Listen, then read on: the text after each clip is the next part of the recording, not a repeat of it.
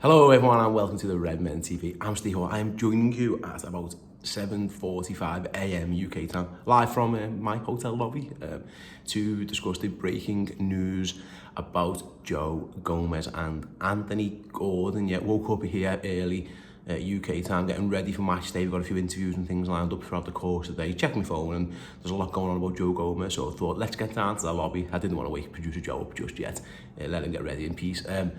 And yeah, let's talk about Gomez and Gordon. So the latest reporting as it stands is, according to Ian Doyle of the Liverpool Echo, Liverpool and Newcastle were, it looks like, pretty advanced at one point in a deal that would have seen Joe Gomez join Newcastle United and Anthony Gordon come the other way back to Liverpool. It looks like it was probably going to be like two separate deals. I'm guessing that's cash flow / PSR related, but it was effectively going to be they buy Gomez for 45 million, we buy Gordon for 30 million. So in effect, it's pretty much a Joe Gomez plus 30 million pounds get you Anthony Gordon deal. It looks like that one was pretty far down the line, and I'll be honest, I hold my hands up. I apologise to some of the local North East journalists who kind of suggested at the time that there was a player involved in a deal and that Liverpool didn't want to do it. Was the retort? Well, it appears they did, because this Gomez stuff, it was apparently pretty far advanced up until Newcastle met their PSR deadline, of course, by doing other things.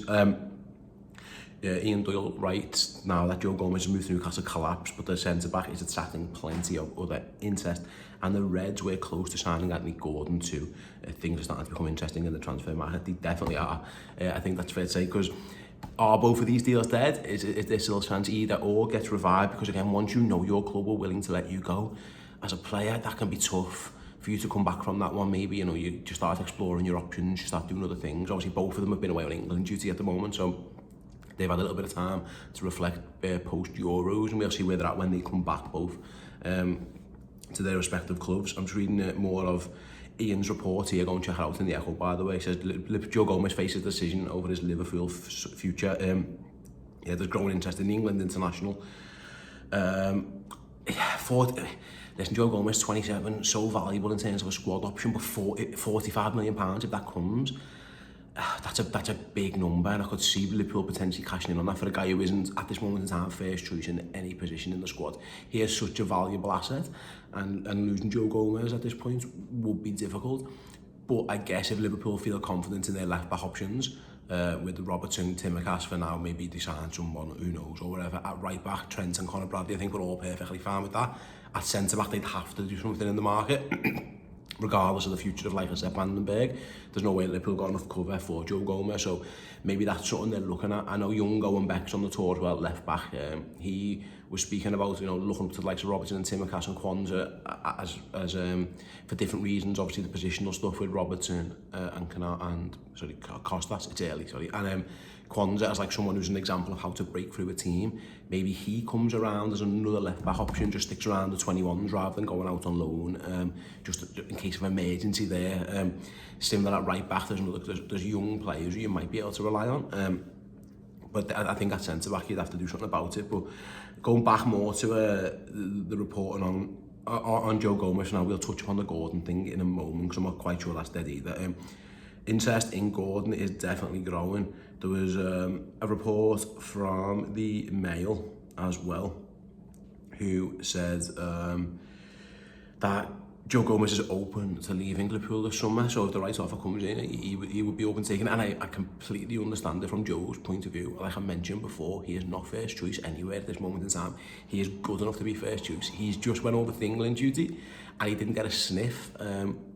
There were games I thought he could have played in, or should have played in, but didn't. You know, the game when there was a suspension to Mark Gay, and listen, England won and Conser did well, and that, but I still thought, you know, maybe Joe Gomez was a good option there, but because he hasn't really played centre-back too much or whatever, maybe the manager at the time, Gareth Southgate, didn't trust him. Maybe that's playing into Joe's thinking as well, but it's more a case of he had a full season last year, but it was because injuries at left back, injuries at right back. You know, obviously Trent and Robbo respectively, and Costas missed a lot of time. So that got Gomez into the side. He was even playing DM in certain games when there was no options there. I do get the sense that Joe Gomez thinks he's a centre-back and wants to play centre-back. Similar to Seth Vandenberg, actually, who I had a conversation with recently at the open training session. He wants to be a centre-back. it's all well and good, and they'll all do jobs for the team, they're professionals, and of course they want to play, so they'll do it, but they all would like, if they possibly could, to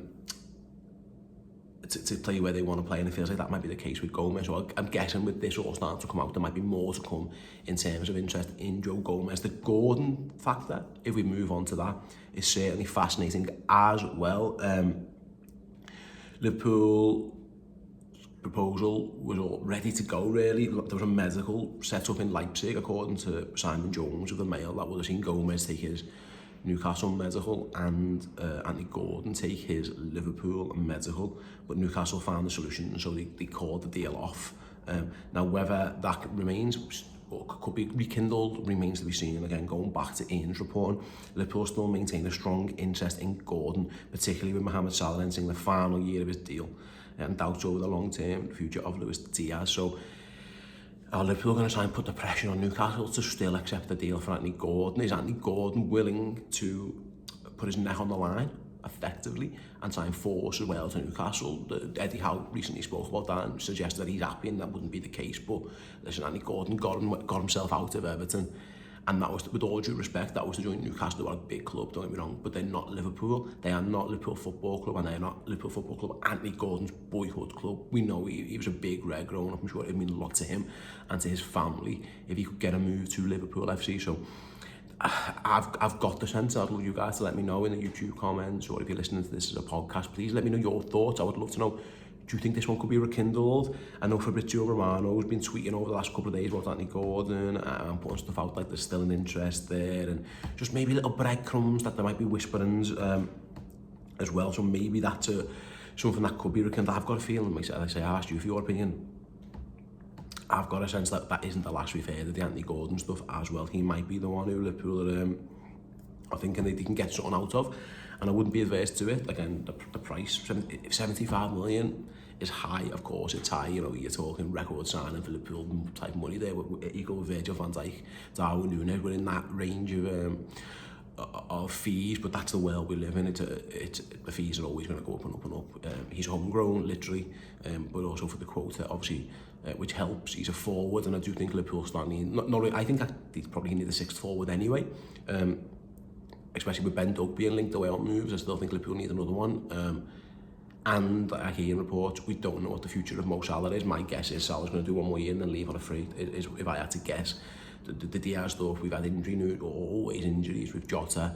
Darwin is just an enigma wrapped in a mystery, wrapped in a vest. Like, you know what you're going to get from that guy. So I do believe Liverpool need another forward option anyway. So it'll be really, really fascinating to see if they do go for this Gordon one. But the pressing concern really looks like the future of Joe Gomez. It looks like he's open to leave, and according to the reports, there's lots of interest in him. So we'll wait and see what Liverpool do on that one. Let me know again your thoughts in the comment section below. Or of course, if you're listening to this as a podcast, do go over to our social channels and let us know there your thoughts. Would you be open to letting Joe Gomez leave 45 million quid?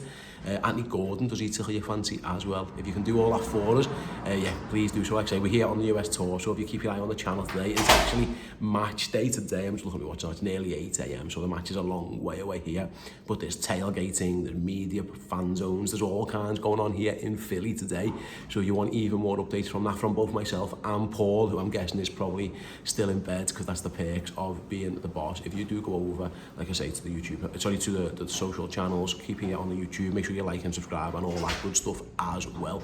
We'll have you covered from the match day to Liverpool versus Arsenal. And yeah, like I say, Philadelphia's really embraced Liverpool FC. There's no doubt about it. Everything's been absolutely banging here. There's been events, there's been legends, appearances everywhere.